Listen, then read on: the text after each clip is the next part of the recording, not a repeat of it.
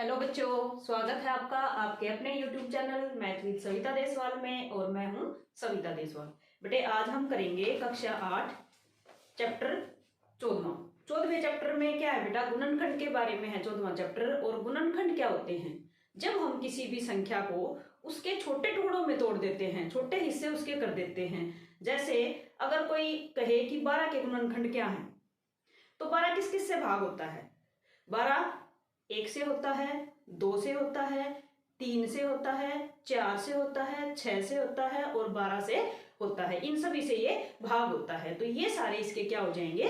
गुणनखंड हो जाएंगे। अब हम 12 को क्या लिख सकते हैं? 12 को हम 1 गुना 12 भी लिख सकते हैं। अब हम 12 को 2 गुना 6 भी लिख सकते हैं। हम 12 को 3 गुना 4 भी लिख सकते हैं। हम 12 को 4 गुना 3 भी लिख सकते हैं। अब हम 12 को 6 गुना 2 भी लिख सकते हैं। और हम 12 को 12 गुना 1 भी लिख सकते हैं। तो ये जो हुए 1 2 3 4 6 और 12, ये सारे के सारे इसके क्या हो जाएंगे? गुणनखंड हो जाएंगे। यानी कि 12 को हम कैसे छोटे टुकड़ों में तोड़ सकते हैं। तो इसी प्रकार इस एक्सरसाइज में 14.1 में हम क्या करेंगे? गुणनखंड करेंगे। तो देखते हैं बेटा कक्षा 8 प्रश्नावली 14.1। पहला ही क्वेश्चन है, दिए हुए पदों में सारवय गुणनखंड ज्ञात कीजिए। अब ये जो सारवय शब्द है इसका क्या मतलब है? सारवय का मतलब होता है बेटा कॉमन, उभयनिष्ठ, यानी जो दोनों में हो। अब पहला ही क्वेश्चन है 12x, फर्स्ट क्वेश्चन का फर्स्ट पार्ट है 12x और 36 के हमें सारवय गुणनखंड बताने हैं। तो 12x को हम क्या लिख सकते हैं? 12 के गुणनखंड क्या हो सकते हैं? अगर हम इसको लिखते हैं अभाज्य गुणनखंड भी हम इसके करके लिखेंगे तो लिख सकते हैं। लेकिन पहले ये देख लो, और भी आसान तरीका मैं आपको बताती हूं कि 36 और 12 में क्या कॉमन है? क्या 36 12 से भाग होता है? होता है ना। तो 12 जो है वो 12 और 36 में क्या है? कॉमन है। तो इसलिए हमें इसको और छोटे टुकड़ों में लिखने की आवश्यकता नहीं है। 12 गुना x हम इसको लिख सकते हैं सीधा ही। और 36 को क्या लिख सकते हैं? 12 दिया 36, यानी 12 गुना में 3। मैंने इसको 12 गुना 3 क्यों लिखा? क्योंकि मुझे जो कॉमन लेना था दोनों में, जो सारवय था, जो दोनों में ही है उपस्थित है, वो मुझे लेना था। तो इसलिए मैंने इसको 12 से भाग किया। वरना मैं इसको 2 से भी कर सकती थी, 3 से भी कर सकती थी, 4 से भी, 6 से भी, 12 से भी, किसी से भी कर सकती थी। तो मुझे तो क्या चाहिए कि जो दोनों में कॉमन हो। तो 12 जो है वो दोनों में कॉमन था, इसलिए मैंने इसको 12 गुना 3 लिख लिया, आसान हो जाएगा। तो क्या लिखेंगे हम? 12x व 36 के सारवय गुणनखंड क्या हो जाएंगे बेटा? 12 दोनों में है तो 12 जो है वो इनका सारवय गुणनखंड हो जाएगा। इसी का मैं आपको दूसरा तरीका बताती हूं कैसे करेंगे इसको। 12 को मैं क्या लिख सकती थी? 2 गुना 2, 2 दूनी 4 और 4 दिए 12 और x को ऐसे। 36 को क्या लिखूंगी? पहले मैं 2 से भाग करूंगी तो कितना आ जाएगा? 18 आ जाएगा। यहाँ पे आप अभाज्य गुणनखंड कर सकते हैं। 36 को जब 2 से भाग करेंगे तो 18, फिर 2 से भाग करेंगे 2 नीम 18, फिर 3 से करेंगे 3 दिया 9 और 1 पे चला जाएगा। तो 2 गुना 2 गुना 3 गुना 3, इस तरह से भी हम इसके अभाज्य गुणनखंड करके लिख सकते हैं। एक्चुअली जो सही तरीका है वो तो यही है कि हमें अभाज्य गुणनखंड करके लिख लेने हैं और फिर जो दोनों में कॉमन हो, जो दोनों में सारवय हैं, वो गुणनखंड हमें यहाँ पे लिखने हैं। क्या? 12x व 36 के सारवय गुणनखंड।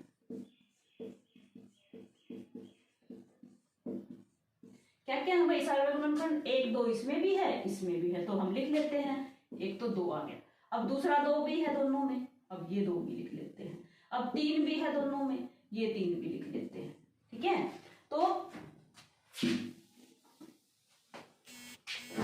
और कुछ है जो दोनों में कॉमन हो? कुछ भी नहीं है। तो सारवय गुणनखंड क्या आ गए? 2 दूनी 4 और 4 दिए 12। इन दोनों का सारवय गुणनखंड आ जाता है हमारा 12। तो मैंने दोनों तरीके आपको बताए बेटा, आसान वाला भी, थोड़ा सा लंबे वाला भी। अब हम बिल्कुल आसान वाले तरीके करेंगे। हम किसी भी तरीके से कर सकते हैं। हमें क्या चाहिए? इनका सारवय गुणनखंड, या जो दोनों में हो, यानी कि जो संख्याएं दे रखी हैं दोनों में ऐसा कौन सा गुणनखंड है जो दोनों का ही हो। दूसरा पार्ट है हमारा 2y और 22xy। पहले संख्या में देखो बेटा, 2 से क्या 22 भाग होता है ना, तो संख्या क्या कॉमन आ गई दोनों में, दोनों के सारे गुणनखंड क्या आ जाएंगे, सारे गुणनखंड क्या आ जाएंगे, 2 इसमें भी है, ये भी 2 से भाग होता है, तो 2 तो संख्या आ गई। अब क्या इसमें x है, नहीं है ना, इसमें है, तो इसका मतलब ये कॉमन नहीं है। y इसमें भी है और y इसमें भी है, इसलिए जो 2y है वो क्या आ जाएगा, हमारा सार्वय गुणनखंड आ जाएगा। तीसरा भाग है 14pq और 28p की 2 q की 2, ठीक है। अब 14 से क्या 28 भाग होता है ना, तो इसका मतलब संख्या तो क्या होगी, सार्वय गुणनखंड में 14 कॉमन आ गया, यानी कि 14 इसमें भी है और 14 इसमें भी है, तो जो 14 है वो हमारा क्या आ जाएगा, सार्वय गुणनखंड आ जाएगा। अब बात आई पी क्यू और पी की 2 क्यू की 2 में से क्या कॉमन है, यहाँ पे बेटा p की पावर 1 है, p की घात 1 है, यहाँ पे p की घात 2 है, तो p की घात 2 को हम क्या लिख सकते हैं, p गुना p, और q की घात 2 को क्या लिख सकते हैं, q गुना q। यानी कि मैं आपको थोड़ा सा और आसान बता देती हूँ, 14pq को हम क्या लिख सकते हैं, 14 गुना p गुना q, और 28p की 2 q की 2 को हम क्या लिख सकते हैं, 14 गुना 2, और p को लिख सकते हैं p गुना p, और q की 2 को लिख सकते हैं q गुना q।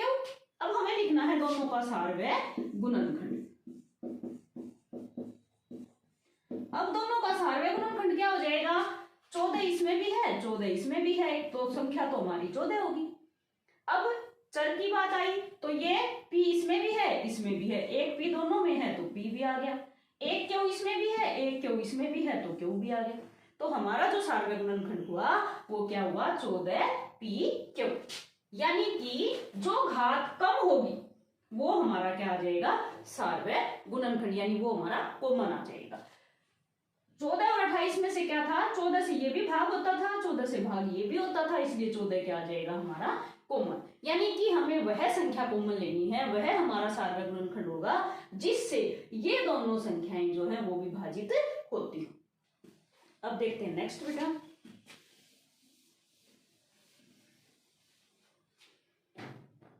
फोर्थ पार्ट है 2x 3x की 2 और 4, इनमें से लेना है। अब हमें ये देखना है ऐसी कौन सी संख्या है जो इन सब को विभाजित करती हो पूरी। तो संख्या में देखते हैं, क्या 2 से ये भाग होता है, ये तो होता है, लेकिन ये नहीं होता, ये भी होता है। हमें ऐसी संख्या लेनी है जो तीनों में कॉमन हो, तीनों को विभाजित करती हो। तो संख्या में से तो कोई ऐसी संख्या नहीं है जो 2, 3 और 4 तीनों को भाग करती है, तो कोई संख्या ऐसी नहीं है। तो हमारे जो सार्वय गुणनखंड होंगे वो क्या होगा, सार्वय गुणनखंड होगा केवल 1। क्यों, क्योंकि ऐसी कोई भी संख्या नहीं है जो तीनों में कॉमन है। अब x इसमें भी है लेकिन इसमें x नहीं है। संख्या ये 2 से भाग हो जाती है, ये हो जाती है, लेकिन ये नहीं होती। तो 2, 3 और 4 का कोई भी कॉमन गुणनखंड नहीं है, ये सह अभाज्य संख्याएं हैं, और इसलिए हमारा जो सार्वय गुणनखंड होगा वो 1 होगा। अगला है बेटे 6abc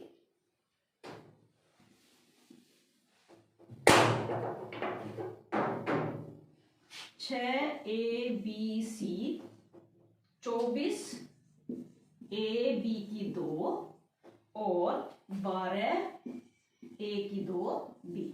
तो हमें पहले संख्या को देखना है कि इसमें से क्या कॉमन आ सकता है। संख्या हमारी 6, 24 और 12, इनमें से कौन सी ऐसी संख्या है जिससे ये तीनों पूरे विभाजित होते हैं। तो 6 से ये भी भाग हो जाएगा, ये भी हो जाएगा और ये भी हो जाएगा। सबसे छोटी संख्या लेनी पड़ेगी, सबसे छोटी से ही सभी भाग हो सकते हैं, और उसमें भी हमें चेक करना पड़ेगा कि क्या ये सभी इससे भाग होते हैं।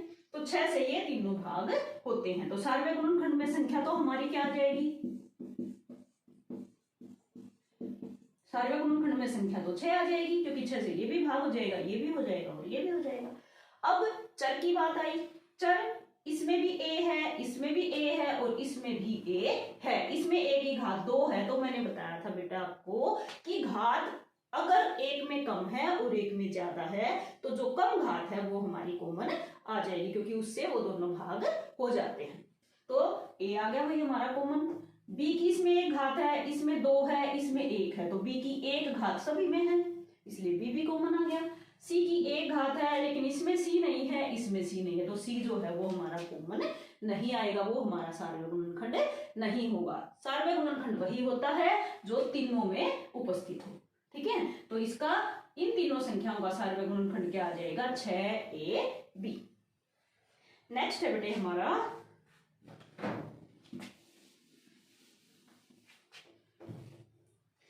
16x की घात 3 और -4x की 2 और 32x।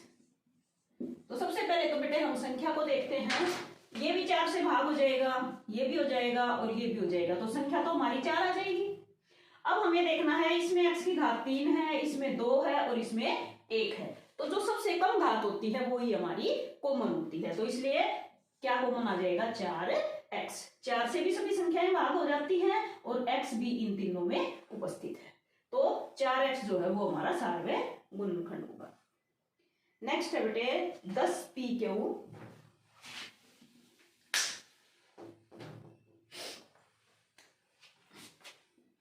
20qr 20qr और 30rp। अब हमें पहले संख्या देखनी है बेटे, कौन सी ऐसी संख्या है जिससे 10, 20 और 30 पूरा पूरा विभाजित हो जाता है। तो 10 से ये भी भाग हो जाएगा, ये भी हो जाएगा और ये भी हो जाएगा, इसलिए संख्या तो होगी 10। अब p इसमें है क्या, इसमें है नहीं है, तो इन तीनों में जो उपस्थित होगा वही हमारा सार्वय गुणनखंड होगा, तो p नहीं आएगा। q इसमें है लेकिन इसमें नहीं है, r इसमें है लेकिन इसमें नहीं है, तो कोई भी इनमें से p q r में से ऐसा नहीं है जो तीनों में उपस्थित हो, इसलिए हमारा जो सार्वय गुणनखंड होगा वो केवल 10 होगा। नेक्स्ट है 3x की 2y, y की भी 2 है, 3 है सॉरी बेटे, y की 3, 10x की घात 3 y की 2, और तीसरी संख्या है हमारी 6x की 2 y की 2 और z। ठीक है, अब सबसे पहले हम संख्या को देखते हैं। इसमें 3 है, इसमें 10 है, इसमें 6 है, तो 3, 10 और 6 का कोई भी कॉमन गुणनखंड नहीं है। ऐसी कोई संख्या नहीं है जिससे 3, 10 और 6 तीनों विभाजित हो जाएं, इसलिए संख्या तो हमारी केवल एक आएगी कॉमन और एक को लिखने की आवश्यकता नहीं होती। अब x की इसमें घात 2 है, इसमें 3 है, इसमें 2 है, तो कम घात कौन सी हुई, x की घात 2, जो इसमें भी है, इसमें भी है और इसमें भी है, क्योंकि इसमें 3 है तो 3 घात को हम क्या लिख सकते हैं, x गुना x, यानी x को 3 बार लिखेंगे। y की घात इसमें 3 है, इसमें 2 है, इसमें 2 है, तो कौन सी कम हुई, y की 2। अब z इसमें तो है लेकिन इन दोनों में नहीं है, तो हमें सार्वय गुणनखंड कौन सा लेना है, जिसकी घात कम है वो आएगा और जो तीनों में उपस्थित हो, जो सब में उपस्थित हो। तो x की 2 और y की 2 ऐसा है जो इसमें भी है, इसमें भी है और इसमें भी है, इसलिए x की 2 y की 2 क्या हो जाएगा, हमारा इन तीनों का सार्वय गुणनखंड हो जाएगा। अब देखते हैं बेटा क्वेश्चन नंबर 2। क्वेश्चन नंबर 2 में है, निम्नलिखित व्यंजकों के गुणनखंड कीजिए। बहुत ही आसान चैप्टर है बेटे, 7x घटा 42। अब इनके हमें गुणनखंड करने हैं।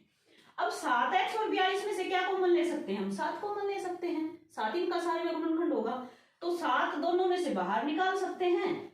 बाहर निकालने के बाद कॉमन लेने का मतलब क्या है कि हमें इस संख्या को भी और इस संख्या को भी जो हमने कॉमन लिया है उससे भाग करना है, विभाजित करना है। तो 7x को जब हम 7 से भाग करेंगे तो x आ जाएगा, क्योंकि देखो बेटा 7x बटे 7, तो 7 से तो 7 कट जाएगा, बचेगा क्या, सिर्फ x, तो मैंने x लिख दिया। बीच में जो भी साइन है, चाहे वो माइनस है चाहे वो प्लस है, वो साइन हम लगा देंगे। अब 42 को जब मैं 7 से भाग करूंगी तो कितना आएगा, 7 का पहाड़ा 42 तक लेंगे, 7 छिके 42।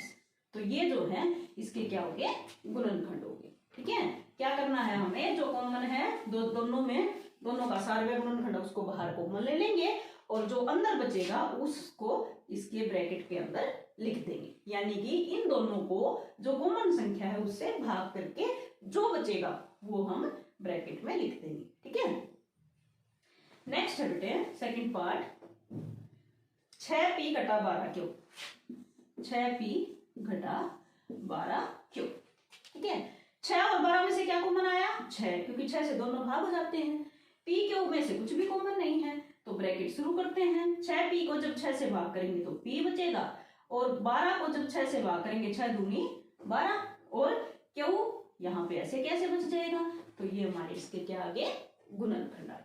ठीक है, नेक्स्ट है 7 1 की 2 जमा 14a। अब देखो बेटा, सबसे पहले हम संख्या को देखते हैं, क्या कॉमन आया, 7। अब इसमें a की घात 2 है, इसमें 1 है, तो मैंने बताया था जो कम होती है वो कॉमन आ जाएगी। अब इसको मैं 7 से भाग दूंगी, 7 खत्म हो जाएगा।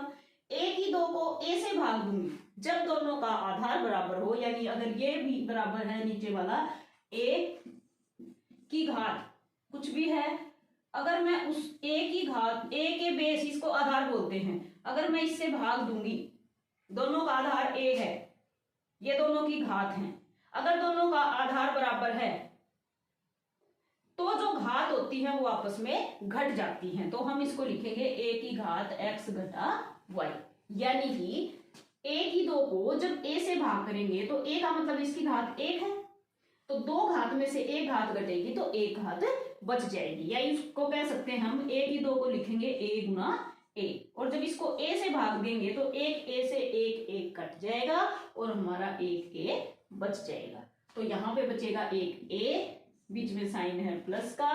अब 7 से 14 को भाग देंगे, 7 दूनी 14, और a को a से भाग देंगे तो खत्म हो जाएगा a, और हमारा ये जो है क्या आ जाएगा, इसके गुणनखंड। तो बेटा ये थे इसके गुणनखंड।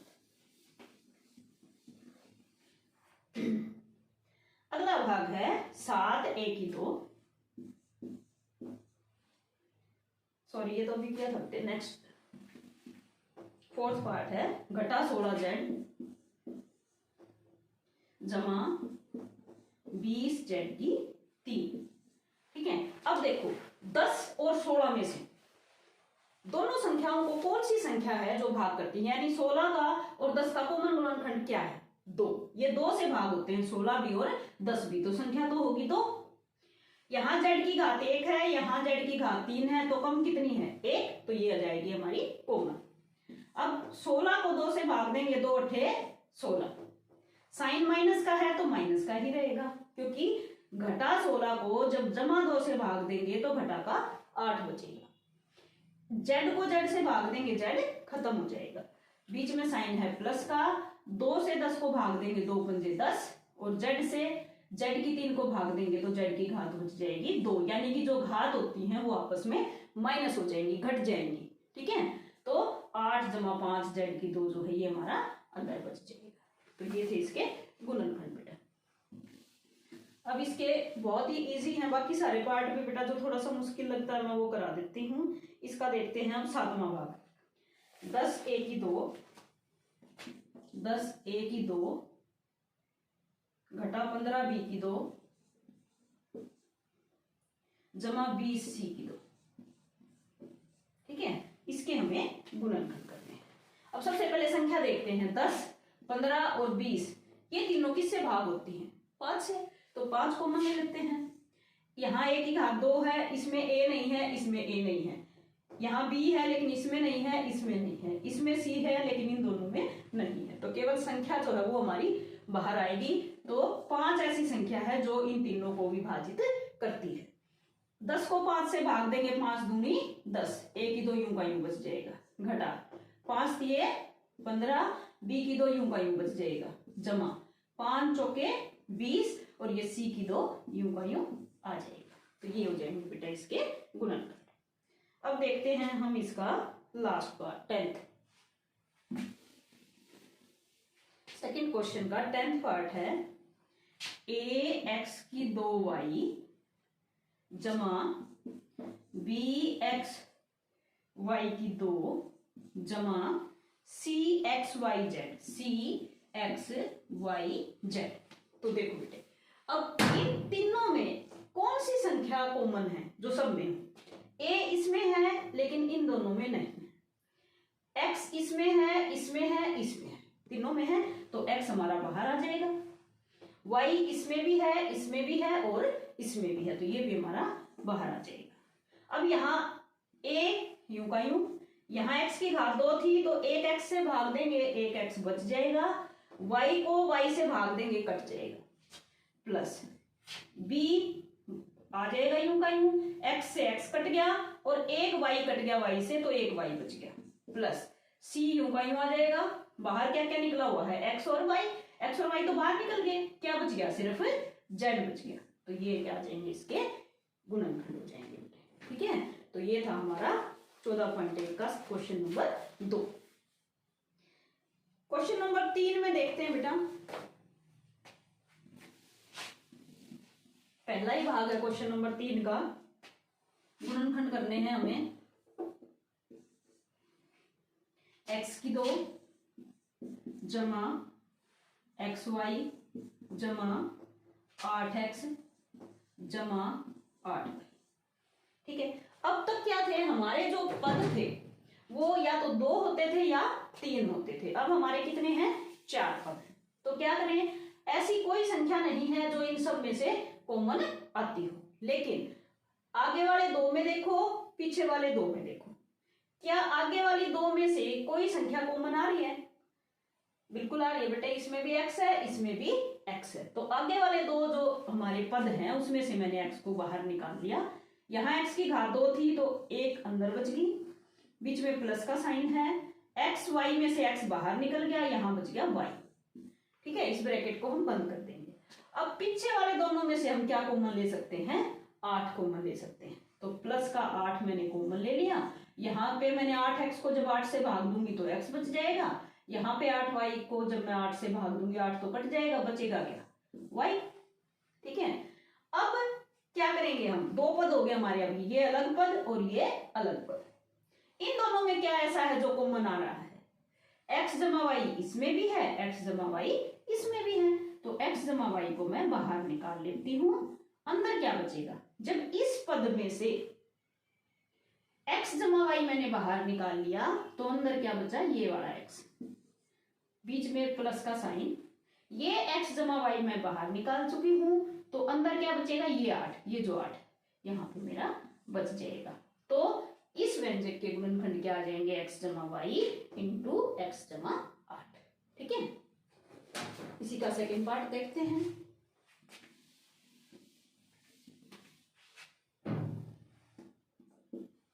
सेकेंड पार्ट है बेटे 15xy घटा 6x जमा 5y घटा 2। ठीक है, तो अब पहले वाले 2 पदों में क्या कॉमन है, 6 भी 3 से भाग होता है, 15 भी 3 से भाग होता है, तो संख्या तो आ गई थी, x इसमें भी है, x इसमें भी है, इसलिए x भी आ जाएगा बाहर।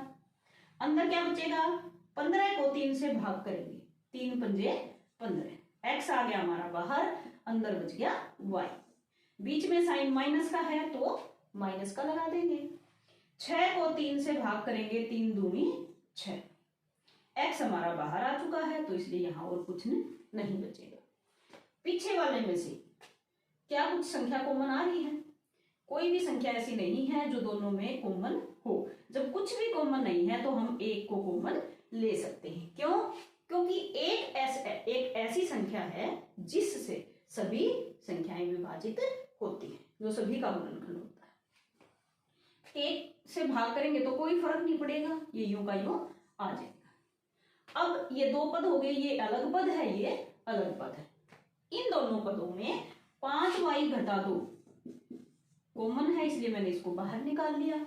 अंदर क्या बचा, 5y घटा 2 तो बाहर निकल चुका है, यहां से बच गया 3x, बीच में जमा का साइन, ये 5y घटा 2 तो बाहर निकल चुका है, यहां बचा जमा का 1। तो ये हो गया बेटे इसके गुणनखंड।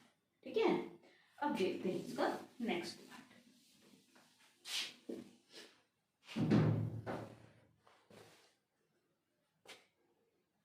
थर्ड है बेटे इसका ax जमा bx घटा ay घटा b1। आगे वाले दो में से क्या कॉमन आ रहा है, x कॉमन आ रहा है, अंदर क्या बचा है, यहां से a, यहां से जमा का b। पीछे वाले दोनों में y कॉमन है और यहां भी माइनस है, यहां भी माइनस है, तो मैंने माइनस y कॉमन ले लिया। अंदर क्या बचा, माइनस और y, तो दोनों चीज बाहर आ गए, यहां बचा जमा का a, जमा क्योंकि माइनस तो बाहर आ चुकी, या यूं कह दो कि माइनस y से जब भाग देंगे तो माइनस माइनस प्लस हो जाएगा। ठीक है, और y भी बाहर आ चुका है, तो बच गया हमारा b। अब a जमा b दोनों में है, उसको मैंने बाहर निकाल लिया, यहां से बच गया x और यहां से बच गया माइनस का y। ठीक है, नेक्स्ट पार्ट है बेटे फोर्थ पार्ट, 15p³ जमा 15 जमा 9³ जमा 25p। आगे वाले दो में से क्या कॉमन आ रहा है, 15 आ रहा है, p³ बचेगा, लेकिन फिर यहां सिर्फ 1 बचेगा। अगर मैं इन दोनों की बात करूं तो कुछ भी कॉमन नहीं आ रहा है, तो क्या करते हैं, 15p³ 3 पंजे 15 और 3 तिया 9। ठीक है, हम क्या करेंगे बेटा, पहले इसको ऐसे लिखो, 15p³ जमा 9³ 15 और 9 को मैंने एक साथ लिख लिया, और 25p जमा 15 इनको एक साथ लिख लिया। ठीक है, अब क्या करेंगे, इन दोनों में से क्या कॉमन आ रहा है, 3 से दोनों भाग होते हैं, 15 भी और 9। p³ में से p³ इसमें भी है, q इसमें भी है, तो मैंने q को भी बाहर निकाल लिया। 15 को 3 से भाग करेंगे, 3 पंजे 15, और q से भाग करेंगे, q तो निकल गया, अंदर बच गया p, प्लस 3 तिया 9 और q में पहले ही बाहर निकाल चुके। जमा इन दोनों में से 5 कॉमन आ जाएगा, क्योंकि 5 से दोनों भाग होते हैं, 5 पंजे 25p जमा 5 से भाग करेंगे, 5 तिया 15, तो 5p जमा 3 अब दोनों में है, 5p जमा 3 को बाहर निकाल लेते हैं, यहां से बचेगा 3q और यहां से बचेगा 5, ये वाला 5। ठीक है, तो ये हो जाएंगे बेटे इसके गुणनखंड। अब देखते हैं इसका लास्ट पार्ट।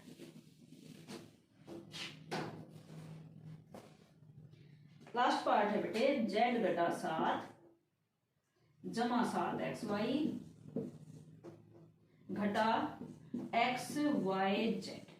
ठीक है, इसको भी हम क्या करेंगे,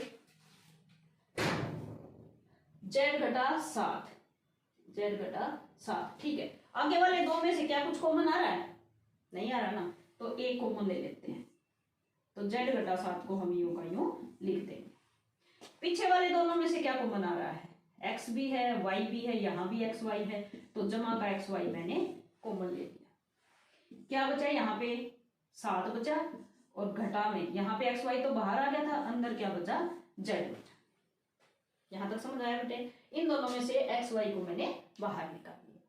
अब क्या समस्या हुई कि यहाँ हमारा z घटा 7 है और यहाँ हमारा 7 घटा z है। अगर दोनों एक जैसे होते तो हम इसमें से भी कॉमन निकाल लेते, लेकिन क्या हुआ कि यहाँ पे साइन उल्टे हैं, यानी ये हमें माइनस का चाहिए और ये हमें प्लस का चाहिए। तो उसके लिए हम क्या करेंगे, यहाँ पे हम माइनस को कॉमन ले लेंगे, यानी ये जो प्लस का है यहाँ पे माइनस हो जाएगा, तो अंदर वाले भी साइन चेंज हो जाएंगे, यानी z जो है वो तो प्लस का हो जाएगा और 7 जो है वो माइनस का हो जाएगा।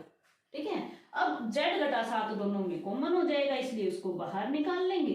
अंदर क्या बचेगा, यहां से तो 1 और यहां से घटा का x y, तो ये हो जाएंगे बेटा इसके गुणनखंड। तो बेटे ये थी कक्षा 8 प्रश्नावली 14.1। तो उम्मीद है मुझे आपको अच्छे से समझ में आई होगी। अब हमें करना क्या है बेटे, जिस भी बच्चे ने अभी तक चैनल को सब्सक्राइब नहीं किया है, आप चैनल को सब्सक्राइब करेंगे, अपने सभी दोस्तों के पास शेयर करेंगे और कमेंट सेक्शन में बताएंगे कि आपको समझ में आई या नहीं आई। बाय।